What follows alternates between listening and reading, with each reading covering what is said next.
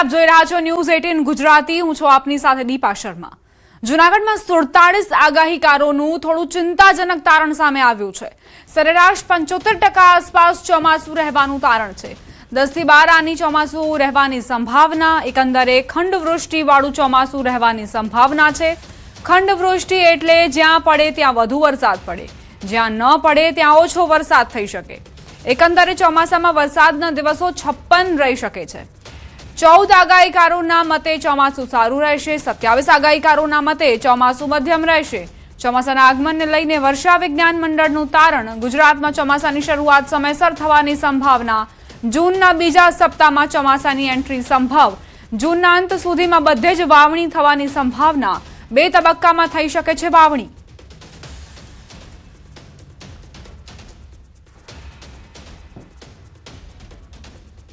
આજે કોઈ 47 આગાહીકારોની લેખિતમાં આગાહી આવી છે, એનું તારણ હું તમને બતાવું તો પૂર્વાનુમાન પ્રમાણે સરેરાશ તારણ એવું નીકળે છે કે આગામી ચોમાસું 2026 અંદાજિત 56 દિવસનો વરસાદ થશે, જેમાં 12 આની 10 થી 12 આની જેવું વર્ષ થશે અને 75% વર્ષ થાય તેવું તારણ આપવામાં આવ્યું છે।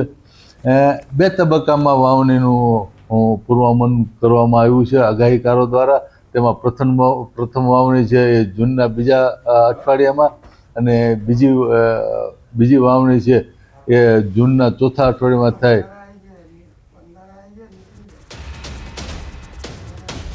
ચોમાસાને લઈને આગાહીકારનું અનુમાન। આગાહીકાર રમણીક વામજાનું અનુમાન। આ વર્ષે ચોમાસું સારું રહેવાનો સંકેત। 28 મે થી 31 મે સુધીમાં ગાજવીજ સાથે વરસાદ વરસી શકે છે। 17, 20 અને 27 જૂને વાવણી લાયક વરસાદ થશે। ચોમાસાને લઈને આગાહીકારનું અનુમાન। આગાહીકાર ભીમભાઈ ઓડેદરાએ પણ અનુમાન વ્યક્ત કર્યું છે। આ વર્ષે ચોમાસામાં પુષ્કળ વરસાદ થશે। જૂનાગઢ કૃષિ યુનિવર્સિટી ખાતે 32મો વર્ષા વિજ્ઞાન પરિસંવાદ યોજાયો, જેમાં આગામી ચોમાસામાં વરસાદ કેવો રહેશે તેનું પૂર્વાનુમાન લગાવવા માટે રાજ્યના જુદા જુદા જિલ્લાઓમાંથી આશરે 45 જેટલા આગાહીકારો હાજર રહ્યા। આ પરિસંવાદમાં ઉપસ્થિત રહેલા તમામ આગાહીકારોએ ચોમાસાને લઈને પોતપોતાના વર્તારા રજૂ કર્યા, જેના આધારે યુનિવર્સિટી દ્વારા એક સામાન્ય તારણ બહાર પાડવામાં આવશે। આ વર્ષે ચોમાસું તારીખ 28/5 થી 31/6ની અંદર 31/5ની અંદર ગાજવીજ સાથે અમુક જગ્યા વરસાદ રોહિણી નક્ષત્રનો વરસાદ થશે। જે 7 છે એ મક્ષર નક્ષત્ર છે, પવનનું વાયરું ફૂંકાશે। ત્યારે 7 છે એ અમુક જગ્યાએ વાવણી થાય। બીજી વાવણી 20 છે વાવણી થાય। ત્રીજી વાવણી 27 છે સમગ્ર સૌરાષ્ટ્રની અંદર વાવણી થશે।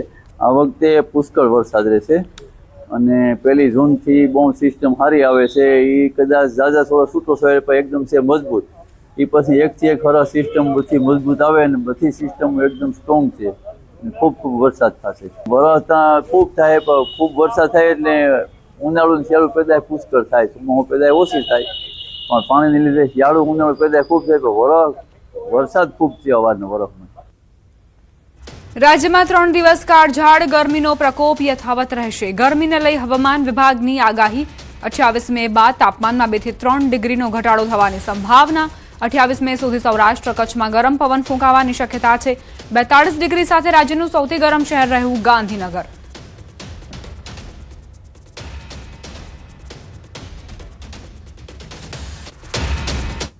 पच्चीस से लेकर 28 मई तक तापमान में कोई बड़ा बदलाव नहीं रहेगा, ऐसा स्थिति बनी रहेगी। उसके आगे धीरे धीरे तापमान 2 से 3 डिग्री सेंटीग्रेड टेम्परेचर डाउन होने का संभावना रहेगा, कम होने का संभावना रहेगा। और इसमें जो 25 से लेकर 28 मई तक हमारे जो सौराष्ट्र कच्छ तटीय क्षेत्र है, इसमें गर्म और उमस भरी पवन के कारण असहज स्थिति बने रहने की पूर्वानुमान दिया गया है। कोस्टल क्षेत्रों में अभी जो पवन का दिशा रहेगा दक्षिण पश्चिम से पश्चिम दिशा से पवन चलने का स्थिति रहेगा। और स्टीप प्रेशर ग्रेडियंट के कारण जो हमारा स्पीड है 25 से 20 नॉट गस्टिंग टू 25 नॉट होने का संभावना रहेगी। अहमदाबाद के लिए आज मेनली क्लियर स्काई पूर्वानुमान है और जो तापमान अधिकतम तापमान है 42 डिग्री सेंटीग्रेड के आसपास रहने का पूर्वानुमान है। ગાંધીનગરમાં 5 દિવસ હીટવેવનું યલો એલર્ટ, તંત્રનું હાઈ એલર્ટ। હવામાન વિભાગે ગાંધીનગર જિલ્લામાં આગામી 5 દિવસ માટે હીટ વેવનું યલો એલર્ટ જાહેર કર્યું છે. 25 મે થી 29 મે દરમિયાન તાપમાન 41 થી 42 ડિગ્રી સુધી પહોંચવાની શક્યતા વ્યક્ત કરાઈ છે. વહીવટી તંત્રએ નાગરિકોને બપોરે 12 થી 4 દરમિયાન બિનજરૂરી બહાર ન નીકળવા અપીલ કરી છે.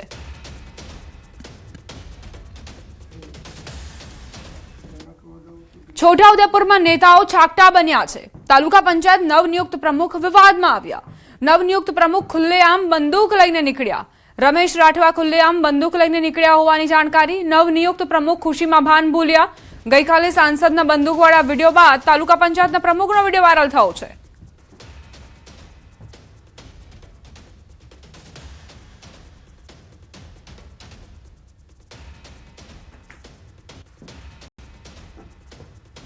છોટાઉદેપુરનો આ વિડીયો હોવાની જાણકારી છે કે જ્યાં ખુશીમાં જલસામાં નેતાઓ ભાન ભૂલ્યા છે. શું નેતાઓને નિયમો લાગુ નથી પડતા તેવો સવાલ અહીં ઉઠી રહ્યો છે. તેઓ બંદૂક હવામાં લહેરાવશે તો તેમને કોઈ કાયદો નહીં નડે. તાલિબાની ઉજવણી સામે કાર્યવાહી ક્યારે થશે? આ પ્રકારના શક્તિ પ્રદર્શન સામે ક્યારે કાર્યવાહી કરશે પોલીસ? શું નિયમ માત્ર સામાન્ય લોકો માટે છે, સામાન્ય જનતા માટે છે? આ નેતાઓને કોઈ જ નિયમ લાગુ નથી પડતા, કોઈ કાયદો નથી નડતો. આ વિડીયો અત્યારે છોટાઉદેપુરનો વાયરલ થઈ રહ્યો છે, જે બાદ સોશિયલ મીડિયા પર પણ ચર્ચાઓ તેજ બની છે કે આવી રીતે જ જલસા પાર્ટી કરી હોય કોઈ સામાન્ય વ્યક્તિએ તો તેને બીજા જ દિવસે પોલીસ પકડીને લઈ જાય છે. તેની સામે કાર્યવાહીનો દોર ચાલે છે અને યોગ્ય પણ છે, થવું જ જોઈએ. કાયદો જે પણ હાથમાં લેશે તેની સામે કાર્યવાહી થવી જોઈએ, પરંતુ આ નેતાઓ સામે પણ થવી જોઈએ. શું વગ ધરાવતા હોવાથી હાથમાં કાયદો લઈ શકે છે? તેમની સામે કોઈ જ પગલાં નહીં લેવામાં આવે. બે અલગ અલગ દ્રશ્યો આપની સામે છે, ગઈકાલના અને આજના. ગઈકાલે પણ છોટાઉદેપુરથી હાઈ વોલ્ટેજ રાજકીય ડ્રામા સામે આવ્યો હતો. છોટાઉદેપુર અને કદવાલ તાલુકા પંચાયતના પ્રમુખ ઉપપ્રમુખની ચૂંટણીમાં ભારે કટોકટી વચ્ચે આ ચૂંટણી યોજાઈ, જ્યાં ભાજપ અને આમ આદમી પાર્ટી વચ્ચે ટાઈ પડી હતી. આપના સભ્યોએ પોતાના 3 ઉમેદવારોને ઉઠાવી જવાનો ગંભીર આરોપ લગાવ્યો હતો. તો હાજર રહેલા ભાજપના 13 સભ્યોની મદદથી છોટાઉદેપુર તાલુકા પંચાયતમાં ભાજપનું બોર્ડ બની ગયું છે. ભાજપની આ જીત બાદ છોટાઉદેપુરના સાંસદ અને તેમના સમર્થકોએ ભારે ખુશી વ્યક્ત કરી હતી, જેમાં સાંસદ પોતાની ગાડીમાં બંદૂક લઈને નીકળ્યા હોવાનો વિડીયો સોશિયલ મીડિયામાં વાયરલ થયો, જે હાલ સમગ્ર પંથકમાં ભારે ચર્ચાનો વિષય બન્યો છે. સંવાદદાતા સહેજબ જોડાઈ ગયા છે વધુ જાણકારી સાથે. સહેજબ, છોટાઉદેપુરના નેતાઓને શું થયું છે? તેમને એવું લાગે છે કે હવે રાજકીય વગ ધરાવતા હોવાથી કાયદો હાથમાં લઈ શકશે? જી દીપા, જે રીતે છોટાઉદેપુરની અંદરથી ગઈકાલથી જે વિડીયો એક પછી એક સામે આવી રહ્યા છે. ગઈકાલે જે સાંસદ જસુભાઈ રાઠવાનો વિડીયો જે વાયરલ થયો હતો, ત્યારે હવે આજે જે છોટાઉદેપુરના જે નવા જે પ્રમુખ બન્યા છે ભારતીય જનતા પાર્ટીના, તેઓનો વિડીયો વાયરલ થયો છે. ખરેખર જયારે આ જે ખુશીની મોકો હોય ત્યારે તેઓએ જશ્ન મનાવવું જોઈએ તેની ના નથી, પરંતુ જે કાયદો વ્યવસ્થા હાથમાં જે બંદૂક જે છે તેઓ જે સરઘસમાં લઈને નીકળ્યા છે, તેને લઈને રાજકીય જે ગરમાવો છે છોટાઉદેપુરમાં જોવા મળી રહ્યો છે. ત્યારે જે કાયદો છે તે હાથમાં લીધો હોય તેવા એક વિડીયો છે તે એક પછી એક સામે આવી રહ્યા છે. ત્યારે છોટાઉદેપુરની તાલુકા પંચાયત હોય કે જિલ્લા પંચાયત જે બંને જે ચૂંટણીઓ થઈ હતી તેમાં જનતા પાર્ટીની જે બહુમતી હોય તેના કારણે જે ઉમેદવારો છે તે વિજય થયા હતા. પરંતુ જે રીતે સરઘસની અંદર જે બંદૂક લઈને ખુલ્લે આમ નીકળતો જે વિડીયો છે જે તે વાયરલ થયો છે, પરંતુ હાલ સુધી કોઈ પણ કાર્યવાહી કરવામાં આવી નથી. એટલે ચોક્કસથી જે રીતે કાયદો વ્યવસ્થા હાથમાં લીધી છે અને પોલીસ તરફથી કોઈ પણ જાતની પ્રક્રિયા આપવામાં આવતી નથી અને લોકો ચર્ચા છે કે આવા જે નેતાઓ છે તેની સામે કાર્યવાહી ક્યારે થશે? અનેક સવાલો હાલ છોટાઉદેપુરની અંદર ઉઠી રહ્યા છે. જી દીપા, આભાર સહેજબ જાણકારી આપવા માટે. આણંદ જિલ્લા પંચાયતની પ્રમુખ ઉપપ્રમુખની ચૂંટણીમાં હાઈકોર્ટના એક આદેશે આખું રાજકીય ચિત્ર બદલી નાખ્યું. પ્રથમ ટર્મમાં આદિવાસી મહિલા અનામત બેઠક માટે ભાજપે મોટો ખેલ પાડ્યો, જેમાં ગઈકાલે રદ થયેલું ફોર્મ આજે હાઈકોર્ટે માન્ય રાખવાનો આદેશ આપ્યો હતો. હાઈકોર્ટના આ નિર્ણયથી કોંગ્રેસના પ્રમુખ બનવાના સપના પર પાણી ફરી વળ્યું. આ આદેશ બાદ સારસા બેઠક પરથી જીતેલા ભાજપના મયુરીબેન પટેલ જિલ્લા પંચાયતના નવા પ્રમુખ બન્યા છે, જ્યારે ઉપપ્રમુખ પદ માટે ધુવારણ બેઠકના વિજેતા જીલુભા સિંધા બિનહરીફ ચૂંટાઈ આવ્યા. ચૂંટણી પ્રક્રિયા દરમિયાન જિલ્લા પંચાયતના બોર્ડરૂમમાં ભારે રાજકીય ગરમાવો અને તણાવપૂર્ણ વાતાવરણ જોવા મળ્યું હતું.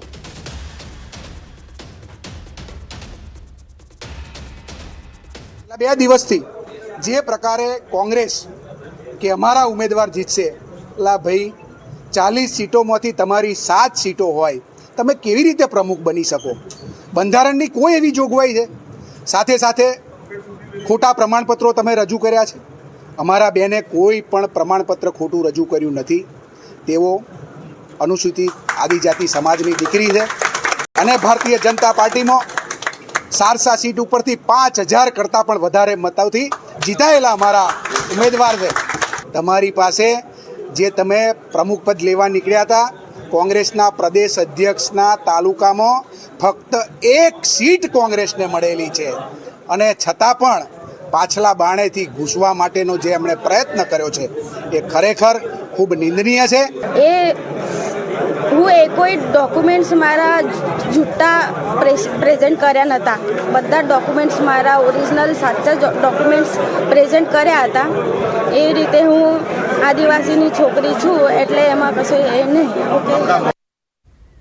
મહેસાણા મનપાના ભાજપના કોર્પોરેટર ચંદ્રકાંત પટેલને ફટકારાઈ કારણદર્શક નોટિસ. પૂર્વ નાયબ મુખ્યમંત્રી નીતિન પટેલ વિશે અભદ્ર ભાષા વાપરવા બદલ નોટિસ અપાઈ. મહેસાણા જિલ્લા ભાજપ અધ્યક્ષ ગિરીશભાઈ રાજગોરે નોટિસ પાઠવી.